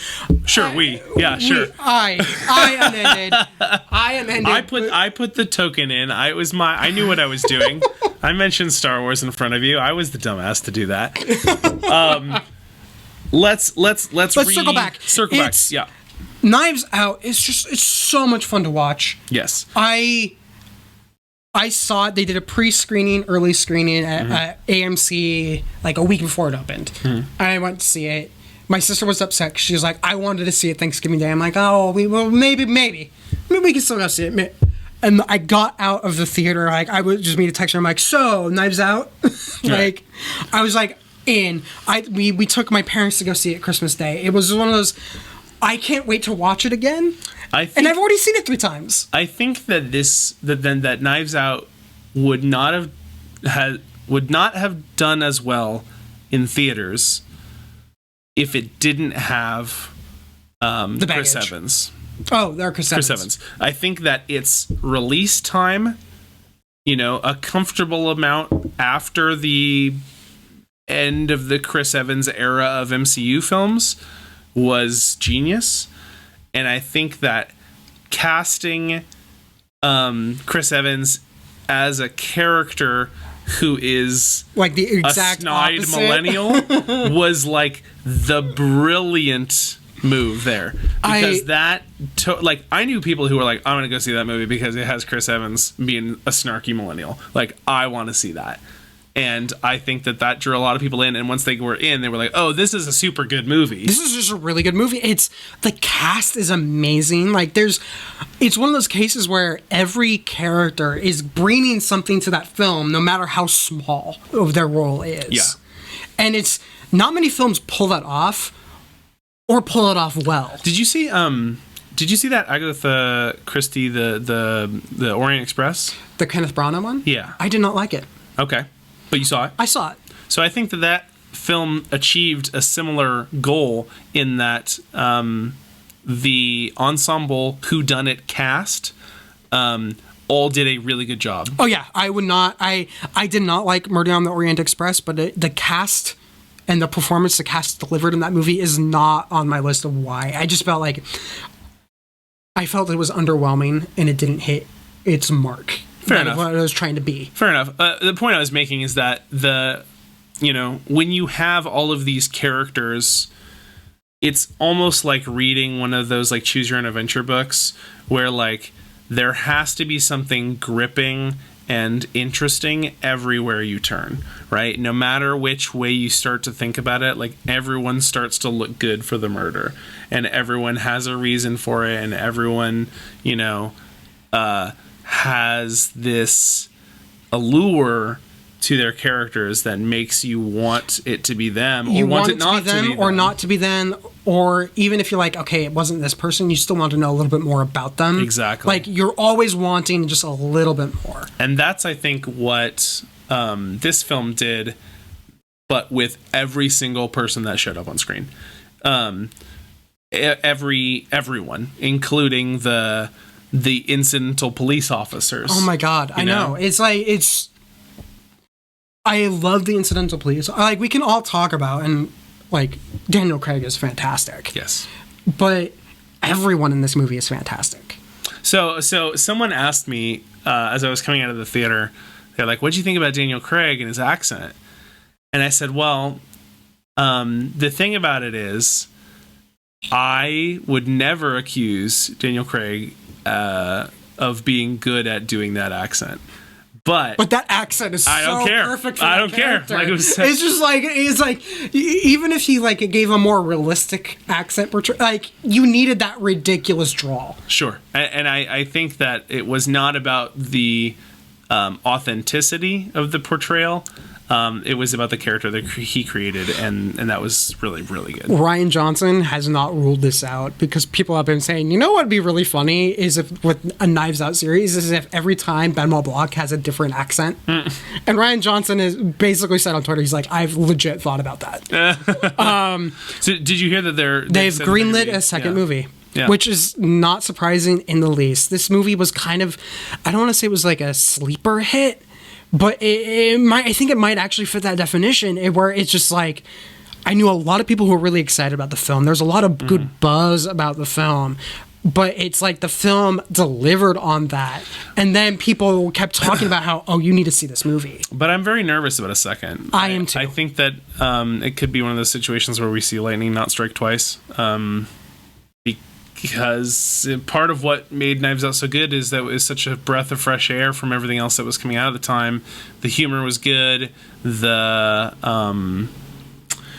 depiction of these characters, even though they're exaggerated, was authentic. Yes. And I think that if we try to do that again, like I'm somehow involved, if they try to make that film again, I think they really have to almost pick up the idea and put it like on the other side of the country with entirely new characters. That's something that nothing's been confirmed, but a lot of what I've seen is like set it in Portland and bring Benoit Daniel Benoit Craig's character? Blanc. Yeah, bring him in and nobody else. That's a lot of what it sounds like is going to happen. Is that they're going to do a Benoit Blanc series? They're not doing a sequel to Knives Out. Is the best way I've heard it characterized. Everyone's calling it a sequel to Knives Out because that's the name of the movie. Sure. But it is not going to be like, oh, hey, now Ana de Armas is this billionaire. I mean, like, she deserves it, but yeah, I think that wouldn't make. I don't think that would work. Well, let's say this. I think Knives Out 2 is going to make a good amount of money regardless, because of its legacy now. Yes, legacy. It's 2-movie legacy. But I don't think that if they take that tactic, that will open them up to making Poirot, which is what they could do. And this could become the modern 2020s Poirot. And it sounds like I get the sense that that's where Rian Johnson is leaning, and I think that's where the studio's leaning as well, which is very, very good. Yeah. Because if they were like, oh, we're going to do a sequel, we're going to follow the family again, it's like, but I wanted to know more while watching the movie. That doesn't necessarily mean I want another movie with them. Right. I don't want to be shown more. I just want to think about how they could have more intriguing lives. Yeah. I mean, I'm glad that if the final shot of that family is them staring at her with the coffee cup where she's like, my house. Yeah, she's I want them to suffer, and they did. Yeah, it was great. I don't want them to get a redemption. No redemption arc. But yeah, so Benoit Blanc, maybe with a French-Canadian accent. Sure. Maybe this is his way of still being able to pay the bills after James Bond is over. Maybe. Because apparently he had a lot of fun on it, this one. Good. I mean, that sounds kind of funny, but like, I'm glad he had fun. Yeah. Because I had fun watching. Yeah. And then, yeah, it seems like I think Daniel Craig is just down for. Apparently, he also really liked working with Ryan. Like, he had fun working on the film. He liked working with Rian Johnson. It's one of those things where I think it's it's going to come down to timing instead of a lack of desire, which is one of the problems with Bond, is that he kind of was done with Bond like 3 Bonds ago. Yeah. But yeah, I'm down for more Adventures of Benoit Blanc. But yeah, I'm trying to think if like, is it going to just be Knives Out 2? I don't think so. I hope it's, because I don't even know if it needs to be called, like, is Knives Out, apparently it's like the chapter name, not the book name. Like, what if it's like a Sherlock Holmes where, like, the stories like have different titles and it's just like a Sherlock Holmes adventure, but it's just the called Adventures of Benoit Blanc. I think that's and probably... this is the one that's called Knives Out. Yeah, I think that's what they're going to do. Apparently Knives Out is a Radiohead title. Okay. And so they're just going to go through the entire body of work of Radiohead. Yeah, there's a theory going around that the next title is going to be pulled from like a Radiohead either album or song title. Sure, that's fine. And apparently, like, someone came up with, like, I don't know, Radiohead, but I was online and someone like shared a list, and there were a couple on there. It was like, oh yeah, I could totally see that song title as like the next name for a Benoit Blanc movie. Okay. So, all right. Who knows where they go with that? But yeah, make it happen. Yeah, make it happen, Lionsgate and Rian Johnson. Yeah, listen to us and do what we say. Yeah, though there's some people thinking because officially Rian Johnson's trilogy is still on the development slate at Lucasfilm, and some people are wondering if he's going to drop out because he just doesn't want to deal. Not necessarily. I get the sense he really liked working with Lucasfilm. I know a lot of the people at Lucasfilm really liked working with him. But I don't know if he wants to just deal with the Star Wars fan base. I mean, it's an uphill battle. Yeah. Who wants that? He's fun with this. Else really he's cool. got something else really cool that he can just be like, you know what? No, I just want to make Benoit Blanc films the rest of my life. And I think everyone... That's what I want him to now, do too. At this moment, I think everyone's like, I'm okay with that. Yeah, that'd be fine. But... speaking of Star Wars, let's actually finally officially switch the topic over to Star Wars. Because we haven't talked about it at all. We haven't talked about it at all in this episode. This happens with me and Chris too. Like, we'll be like, Star Wars will be like 4 topics down and we'll be sidetracked by Star Wars. Because I'm in the room. It's just, it's gonna happen. Because you exist as a person. I exist as a person. If it wasn't this, it'd be Lord of the Rings. But that TV show isn't out yet, so I have nothing to talk about. You've never told such a bold-faced lie as I have nothing to talk about.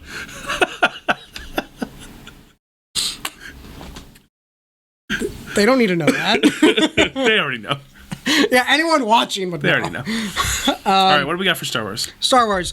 Clone Wars, which you haven't seen, so we'll just say it real quick. I'm excited. Premieres February 21st. No, you just said I haven't seen it, and then it premieres. What do you mean it premieres? Season 7. How long has it been since they did a new season? They did like 1 through 6 all in one go, right? Yeah, 1 through 6 was all in one go. They were in production on season 7 when it got canceled, and that was part of the Disney buyout, so they haven't had new episodes since I think either 2013 or 2014. Oh, I see. So the Disney buyout happened, that put their production on hold, and now they're releasing season 7 now that the buyout is complete. Yeah, basically what happened is... Give me the short version. Prior to the Disney buyout, Clone Wars was part of a deal that Lucasfilm and Lucas had with Time Warner, so it was airing on Cartoon Network. Okay. Disney doesn't necessarily want one of their properties airing on a competitor, yeah, so they killed it. Okay. Not Cartoon Network, not Lucasfilm. Disney was like, no. And that's why Rebels got made. That's why Resistance got made, is they basically were like, make something else that we can throw on our own broadcast. Evidently, enough time has passed where that deal doesn't apply, or because it's not being broadcast on standard cable, they don't have to worry about Time Warner or anything, because it wouldn't shock me at all if Time Warner only had first broadcast rights. Okay. And how is this airing? Is it going to be on Disney Plus? Disney Plus. Exclusively? Exclusively on Disney Plus. Cool. Yeah. So, I mean, I'm cool for it. I mean, it sounds good. Yeah. Like, I don't have a lot to contribute here. Yeah. I haven't really... I've watched some of the Clone Wars. It seems fine. I feel obligated to watch it because I want to know all the Star Wars things. Side note, I have... trying to convince Caitlin to do something where I have a list of episodes where, like, if you only watch these, like, 12 episodes, it's going to give you a lot of...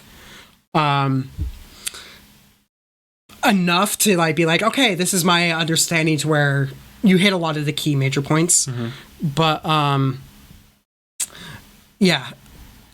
that's I'll have to get that to you. I'm trying to get Caitlin to watch it, but there's there are episodes where I think you can safely miss, and there are some episodes where I don't think you should, especially if you want to get into the deeper aspects of the lore, especially with like Mandalorian.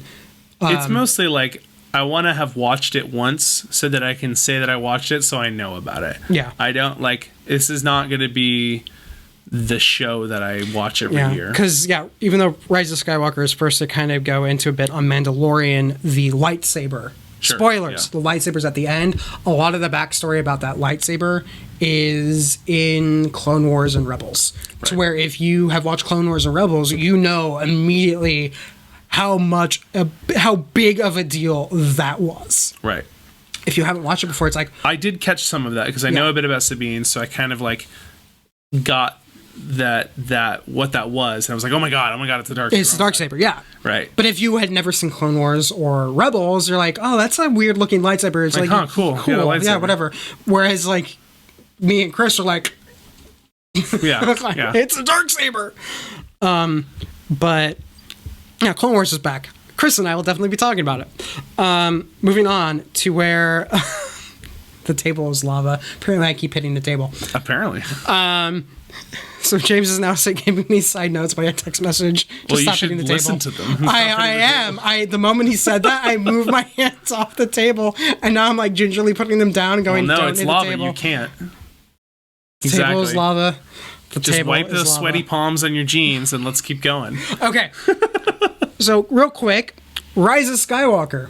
That was a Star Wars? That was a Star Wars. Yeah, no, I saw it. What'd you think? So what I have to say about the Rise of Skywalker is, I walked out of the theater. I saw it with my fiance, who is now my wife. We got married, guys. Kelly's my wife. That's out on the internet now. I was not going to say anything. I know you were trying to give me... You saw it here first. Breaking news. Yeah. Logan was trying to give me opportunities to dance around that, but I'm done with that. So I saw it with Kelly and family. I forget if we saw it with her dad first or with her grandparents first, because we saw it like twice over the Christmas holiday with different sets of family, maybe even 3 times. I don't remember. But what happened was we walked out and we were kind of like, everyone had kind of paired off and we were just walking to the car, and we were all kind of talking, and Kelly and I were talking to each other mostly. And I go, boy, I really hated how they did this. Boy, I really disliked that thing. Man, I wish they had not done that.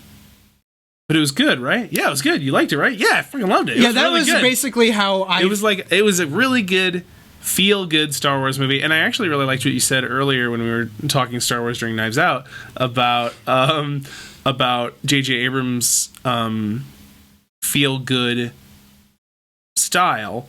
I totally felt that in this movie, regardless of the things that were glaring issues. Yeah, there's a lot of glaring issues in this movie. There was a lot of things that I was like, I don't like this, I don't like that. But what I found interesting too is I've now seen it 3 times, and each time I watch it, I appreciate it more.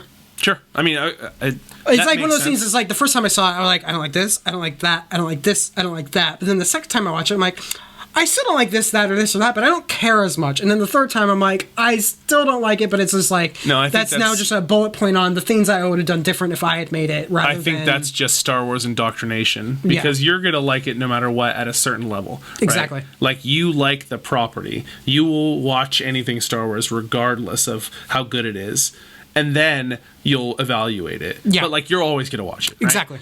I'm, I guess, in a similar boat, but... I think the biggest flaw that most people were able to point out about Rise of Skywalker, it was that it was 2 movies. It was 2 movies that got smashed into one, and I think that if we just even take a cursory glance at the real world goings on, we see that, like, J.J. Abrams directed the first one. It was very well received. It was the first of the sequel trilogy. Yeah, was very well received. Was a totally new door opening up to Star Wars. People are losing their minds after how big it was going to be. And then Rian Johnson comes out with this movie that continues that story, and people don't like it, right? And we've gone into that in detail of the issues that movie faced. And then I think Disney goes, well, crap. Like, we can't have this fail. Like, this has to be good. The original idea was that for there to be 3 different directors across 3 films. Yeah. And I think that they looked at their situation after The Last Jedi and they went, we can't afford to take the risk that this doesn't go well again. Yeah, I think that's why they come back to J.J. Abrams. J.J. Abrams now goes, okay, now I have 1 and 3. I didn't get to tell the middle part of the story that I was gonna tell, or that I would have told. If I had these control, characters. Yeah. Exactly. And now he goes, well, this is the 3 I want to tell. How do I get the characters from way out in left field over to where I need them to be to get to 3? And that's why there felt like 2 movies, because he had to put all of the pieces into place first before he could continue and even start his own story. Yeah. He had to do some cleanup. There was a lot of stuff that just had to get, for the story he wanted to tell and how he wanted to tell it, that he had to just kind of just quickly go to get to that point. The first 20 minutes of that film are a breakneck pace. And I don't feel like the pace ever really, it slows down, but it never really actually slows down. Sure. I mean, there's never a pregnant pause. They can't afford it. Yeah. But surprisingly, I think it was just like one of the shortest Star Wars movies, right? I don't know if it's one of the shortest. I think it's only 2:15. So it's about average for Star Wars. Oh, okay. I think they could have. Last Jedi was the longest Star Wars film. I think they could have thrown a couple of more minutes in there, honestly. That was my one big thing. I was like, there was enough times where I'm like, I would have appreciated this film a little bit more if it took the time to breathe. Well, and that's the thing. They didn't have to add any more scenes. They didn't have to add any more dialogue. No. I think if they had put in another 2 seconds on, I don't know, 30 different shots, like, of course, that's several more minutes, but, like, put in those seconds of, like, just John Williams' score in the background and seeing the ship fly off in the distance, and give us a couple of more seconds of tracking the ship, watching it fly off into the forest or whatever. Right. That's kind of how I felt, too. Is not that we don't feel rushed as an audience. I didn't necessarily... Like, the only thing I wanted added, and I don't remember if I've talked about it on this show or not, but just an acknowledgement that the fleet didn't come out of nowhere, the Sith fleet that Palpatine had, that both Palpatine and the Sith fleet, if you had been, and this is, I think, one of the biggest failings of the sequel trilogy, is if you had been following a lot of the expanded Star Wars lore, Palpatine was not surprising, and neither was the Sith fleet. But there needed to be some acknowledgement of the fact that there had been stuff going on in the Star Wars universe that hadn't been seen on screen that kind of explained how he had this big gigantic fleet in the middle of nowhere. So I think that's intentional, that omission of those connective tissues, because, I mean, look at Force Awakens and J.J. Abrams' direction of, like, do you remember that dumb line that C-3PO gives? It's like, oh, I bet you didn't notice me because of the red arm. Red arm, yeah. Like, that is to make you read the comics, because the comics are lore filler for the people who want that. And that's what Disney has turned the Star Wars comics into. They have made them be the connective tissue in between movies and in between moments. For people like me, yeah, I agree. But and I think that punishes people who don't. And yeah, because I think the Sith fleet would have worked a little better is if someone made a comment about how, because if you go into the book series, there is a very obvious fact that there are a bunch of Star Destroyers that the New Republic has no idea where they are, where they went. They are assuming they're destroyed, but they just really lost track of them. That's the Sith fleet. Sure. Palpatine moved a lot of men and material out into the middle of nowhere so he could control it later. That's how the First Order came to be, and that's how the Sith fleet came to be. So in lore, it makes perfect sense. In this movie, it's like, where did that come from? How did Palpatine build this? He didn't. It was a good chunk of the Imperial fleet that just disappeared prior to Jakku. Right. Could have had a line about that. Yeah, back when we were in New Republic intelligence, we were like, there would be rumors about this like mystery fleet that went disappearing. I always took it as like blah blah blah. Sure. someone could like massage that line and make it better, but I acknowledge the fact that this is in universe, not out of nowhere, because in the film it just felt like out of left field. But I mean, doesn't that feel like a little bit of hand holding to have to like show the audience, like to lay that big fat clue right in front of them at the beginning of this movie? Like, wouldn't that have been a bit of like... Well, I wouldn't necessarily put it at the beginning of the movie, but like you could have done it, especially when they had the comment about Exegol and the flyby, like give an explanation of how he got all of that without it just being immediate, like...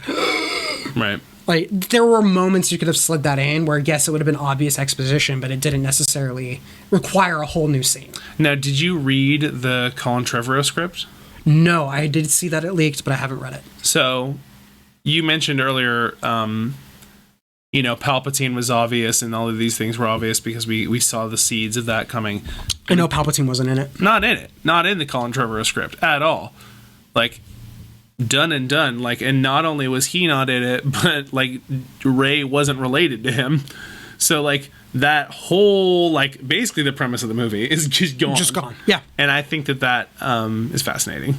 I would love to see, on Earth to be that version of the film, because I was not a fan of. I thought the part that I really drew from The Last Jedi the most, that I liked, was that who you are is independent of who you came from. Exactly. That you could have a powerful protagonist that wasn't of a name. I think because I saw a lot of people who said that same thing, where they're like, this undermines that. I actually think it strengthens it, because it takes the opposite thing. Who you came from doesn't determine who you are. No, fair, and I understand that ploy, but like, I would really have just enjoyed if Rey was someone who came from nothing, and then because chose a Skywalker name. Sure, fine, that's inconsequential to me, but yes, that would have been fine. I think that someone brought up a really good point that I'm still trying to think through about Rey. And that is, like, they have set up in the Star Wars universe, specifically the movies, that to become a Jedi and use the Force and use a lightsaber and all these things, like, yes, inherent ability is an important factor, but, like, training is a big deal, right? Like, Luke Skywalker barely got by until he did some training. Like, and we see Rey in Force Awakens... Oh yeah, just slaughter. Like with no training at all. So I think that, like, you can do that, but I would have loved to see an explanation for that. And now the explanation appears to be, it's because she's the child of Palpatine. I don't like that. I don't think she got her strength because she was the child of Palpatine, or immediately was like, I'm really strong and know everything. There was a thing that I did not like until this movie, and then was like, oh, okay, I think it now works, is that there had been this idea that the reason why she was so quick at picking things up is that when Kylo Ren in Force Awakens is like reading her mind, and she kind of like pushes back and starts to read his, that she gleaned some knowledge of the Force.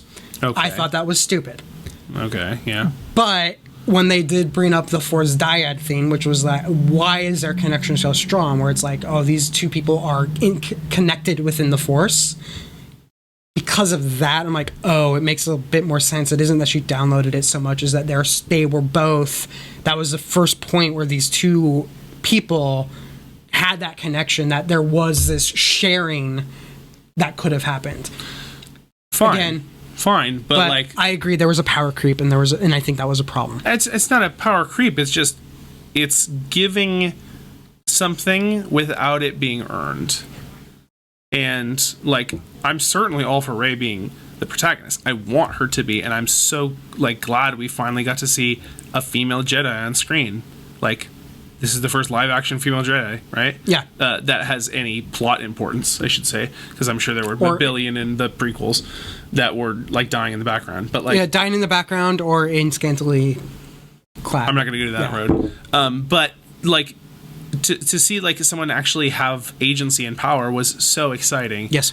And then I felt that was cheapened by just making her strong because she was a Palpatine. She wasn't strong because of herself. Right. Yeah. Right. I think that's fair. Yeah. I mean, because at that point, she's like, in no small terms, she's getting her power through her male ancestor. Yeah. For her Force ability, like the ability, like how she really quickly picked up everything that I think is fine. Like being able to pick up something because like you try to do it and then you have an aptitude for it, fine, good. I think the reason she did it faster than Luke, this is my internal headcanon, was the idea that Luke had no idea what the Force was until he actually talked to Obi-Wan Kenobi. But she had that too. But Rey had that too coming out of Jakku. But Rey knew what the Force was, whereas Luke didn't. To where Luke had doubts to what the Force could do. Like, he doubted Yoda could lift the X-Wing. She'd heard all these stories about how you could rift rocks and do all these other things. To where for her, it wasn't, oh, that's impossible. It's like, oh, I can do it. I think that's how I explained how she was able to do those scenes at a faster rate. It wasn't that she was more powerful than Luke as much as Luke had to learn that it was possible, and she already knew it was possible. She just had to learn how to do it.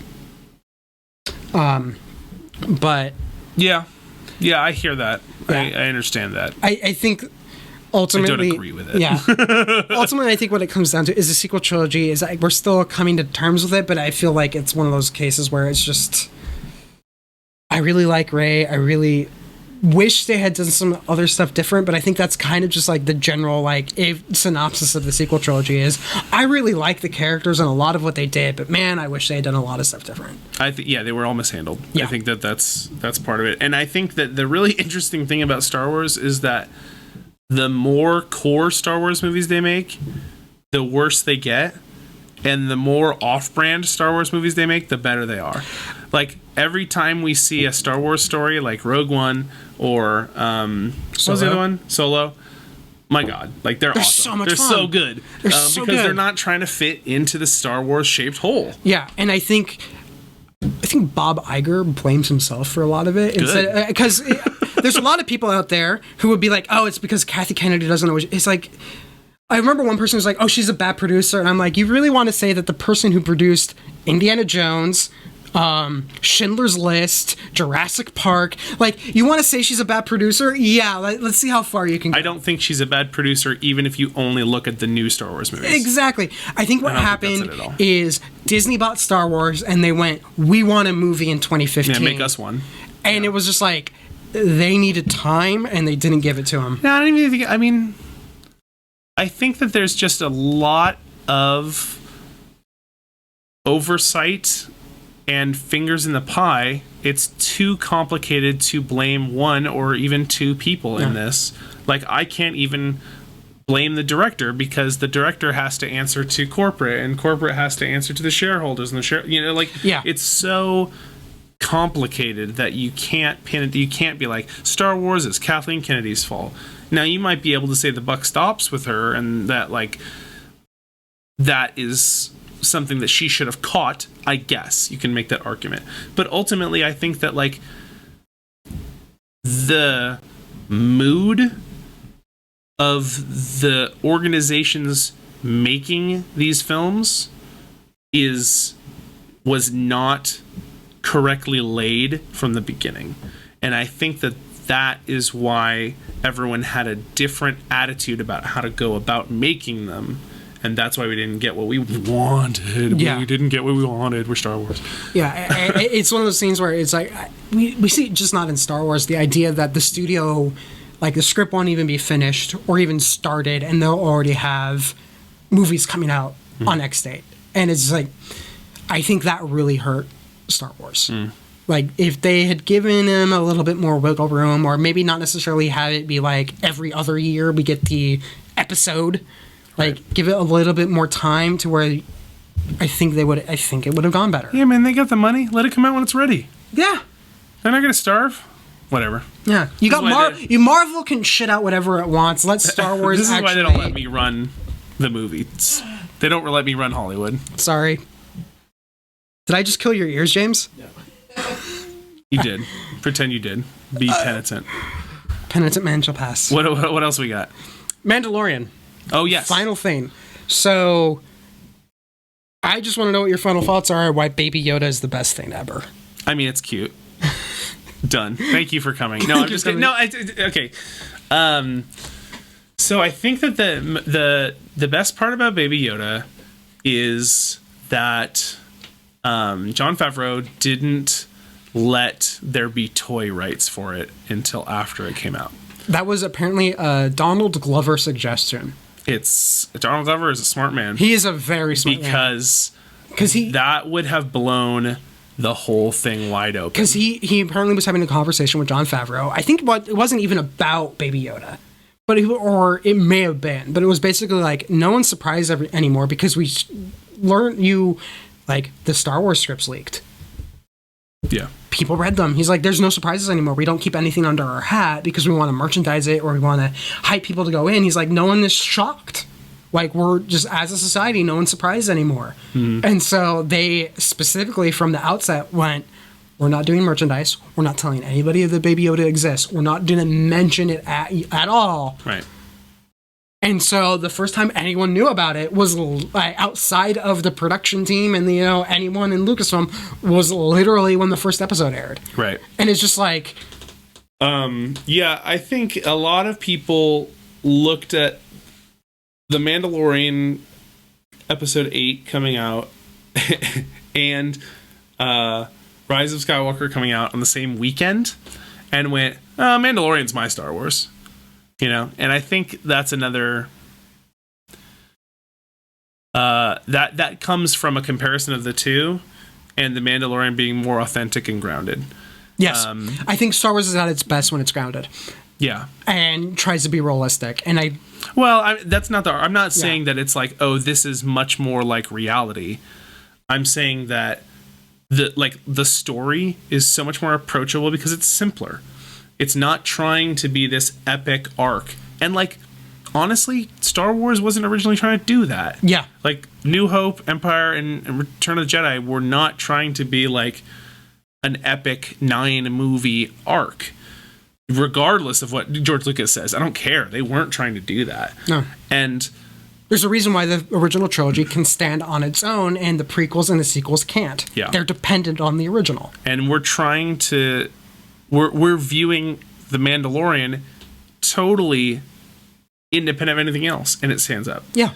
And it has 10 characters total, in the whole series. It's approachable, it's unique, but more importantly, it's not overcomplicated. Yeah. And I think that is the real dinger there, because they could have made an overcomplicated show that was Game trying of Thrones, to reference Star Wars, everything. Which would have... I get why there's a lot of people out there who love it when, minor reference to small thing. And because Star Wars is, riddled with so much stuff you could draw on. And the thing is, Mandalorian also riddled with so many references to things. Sure. But it's not look at this reference! It's it's something in the background. They're building up the universe by drawing from the outside universe rather than trying to make the outside aspect the thing everyone's paying attention to. You know what it feels like? It feels like The Mandalorian could have gotten made before Star Wars. Before any of this. You could have made The Mandalorian before A New Hope. It is a science fiction story told in a style of the spaghetti western. Yeah. And they just are telling it within the Star Wars universe. And that is its greatest strength. Yeah. Is its lack of Star Wars.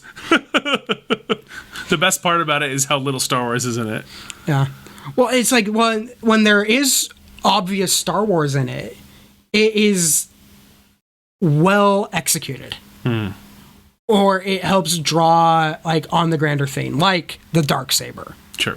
There's a lot of lore behind the Darksaber. There's a lot that the big Star Wars fans who are up on everything are like, oh crap, this is huge. But the casual person doesn't necessarily need that. The story is not dependent on the Darksaber. The Darksaber is... No, certainly not. I mean, it's literally not even brought up until the last seconds of the series. Yeah. So I don't think it has anything to do with the Darksaber. I think the real test is going to be what they do with it in series 2. Yeah, because this is something if that becomes a central focal point, I'm going to lose interest. Like, I don't. It's probably going to be a central focal point. I don't know, because Baby Yoda and the Darksaber are the same thing. They're both like this Star Wars reference MacGuffin that just like exists, and everything else orbits around them. Right? Like, the Mandalorian is the show, not Baby Yoda. Yes. Baby Yoda is just exists to give the Mandalorian a purpose. Well, I don't think it's going to be like an 8-season arc all about the Darksaber, but I have a feeling that they're going to... I mean, if they bring it up, they reference it, and they talk about where it came from, whatever, that's fine. But, like, I'm just saying that if you try to make, like, the hunt for the Darksaber the show, it's not going to work. I don't think that's going to be the thing. Like, if it does come up, it's going to be like the very end. It's not going to be the plot, that overarching plot for the entire series or the entire season. My concern is the fact that they've already said that they're doubling down on Star Wars television, which isn't my concern. I'm like, great, more power to you. In fact, I would even say that the fact Solo is supposed to kind of launch this idea of like the Star Wars underworld, like universe type, like MCU style film. I hate all of those words that you just used together. Go on. I don't want Star Wars to turn into the MCU. Oh, I know, but that was what they were originally trying to do. Okay. But I think I would love to see like the underworld of Star Wars told in that time setting. We've seen that. Every single one of these Star Wars movies has been the underworld. No, we have never seen a highbrow except for Canto Bight. That's the world that we have. You want Canto Bight the series? No, I don't want Canto Bight the series. What I want is something different, and that's what Mandalorian has been so far. Because we've never seen, like, Boba Fett doesn't fucking talk. Oh no! I don't. Like, Boba Fett doesn't talk, and that's why we were like, Boba Fett's tight. Like, oh, what's he going? What's about him? Oh man, like, what's going on? Oh, he's really cool. No. I don't want like Solo a TV series. No, that's what I'm saying. Like, because we didn't know about it, we wanted more of it, and then they gave us this much and left us wanting, and we went, yeah. You know what I mean? Like, if they gave us more, if they were like, this is what it's like to be a stormtrooper, we wouldn't care because we've already seen it. Yeah. You know, that's what we saw with Finn, and that's what we saw in the Clone Wars. Like, we don't need to see more of like what's being a stormtrooper like, but we want, and we've seen now what's being a Jedi like. That's what was in the prequels. You know, we've seen what's being a scoundrel like. That's the Solo movie. Like, seeing something new and different, like what's being a Mandalorian, that's cool and different and new. And I think that if they continue on that token, that's where we get to see something neat. And it doesn't have to be like, I'm not against it being the Star Wars Underworld, the show. I guess that's fine. But like, I want to see it from like the littlest guy. I don't want to see it in like connection with, like, here's what I want. Someone who's not important, follow them for 3 episodes, and then they cross paths into somebody that is important that we recognize. Oh, I agree. It needs. Right? I don't want Kira from Solo to be the protagonist leading a No. I wouldn't want that. That's not what I would want. I would want it to be like you follow either a person or an ensemble or whatever, but they're not. They aren't working for Crimson Dawn or Kira or anything. Like, they might run into them at some point, but that isn't like they're just trying to survive. It's almost like, you know what we need. It's like a darker, more Star Warsified Firefly. Okay, well, now we've gotten to the meat and potatoes of it. That's why you want it. What I just realized what we need is a heist movie. We need a Star Wars heist movie. Because we kind of had that with Solo, but I want it a little less important. I don't know. I feel like with Solo there was no risk because we knew how it was going to end up. And that's not Solo's fault. That's just the nature of the beast with movies that come before other movies. I would love to see like a crack team of no nonsense, ex-criminals coming out of retirement of alien races that like maybe one of them is a character we know. Bring that about and just like lay that one out on the screen for me. I'm down for that. Yeah. Yeah, that's the thing is I want the TV series, like that's something where I would like them to go is like let's play around with that, but it's not that I want them to follow. I want them old character. I want new characters, new stories, new settings. I want them to explore the universe. I don't want them to retread old territory, which is kind of what the sequel trilogy has been. Yeah. But yeah. My concern is that they've already said, oh, yeah, we might do spin-offs from Mandalorian. And I'm like, please don't. I can't even imagine what that would look like. I just don't want them to do it. I feel like, sure, yeah, we could do a spin-off all about Grief Karga or something. But why? Why do that? I don't see why you would do that other than the fact Mandalorian was big. They made money. And it made money. Yeah. And then they're like, oh, so let's follow. It's like, no, you're not seeing why we all liked Mandalorian. It's what you said. Right. It was new. Well, again, I don't think that it's just that it was new, right? Because even if they made something garbage, that would be new too. It would be new, but it was refreshing and different. And I'm afraid if they do the spin-off route, it's gonna sully that.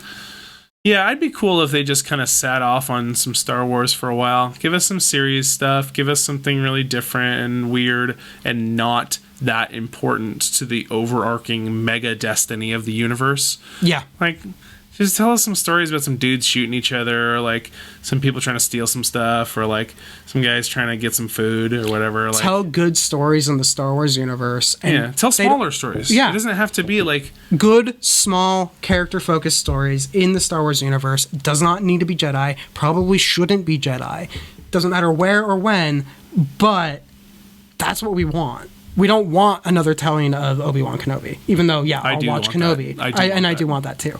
But we don't want there to be like, we already have so much with him. And I do want to see him on Tatooine. So I love Jedi. That's like the part of Star Wars that I like the most.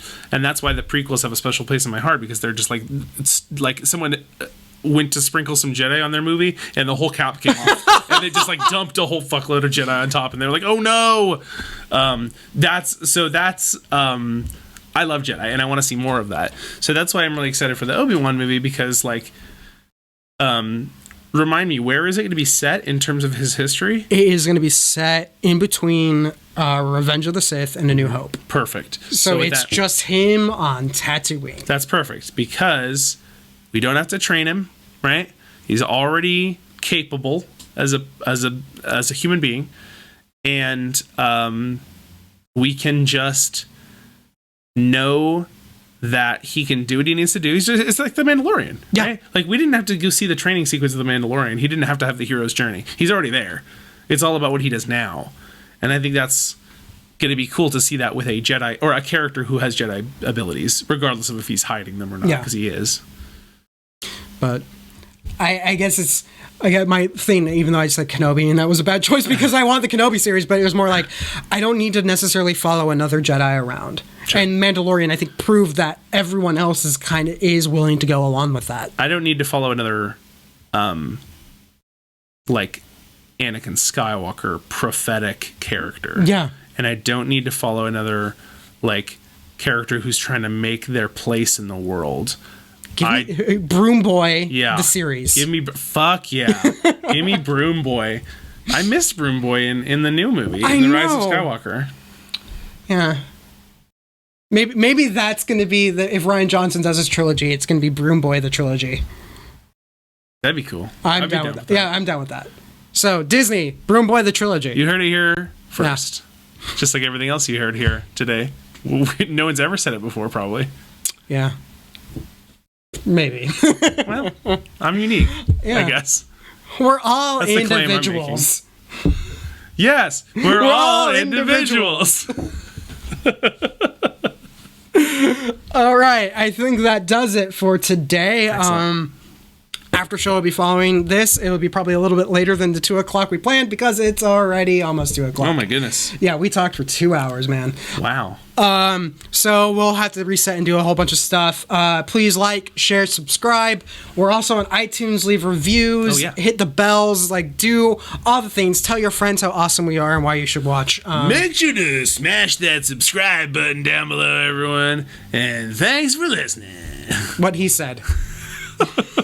I think that does it. See you in a bit.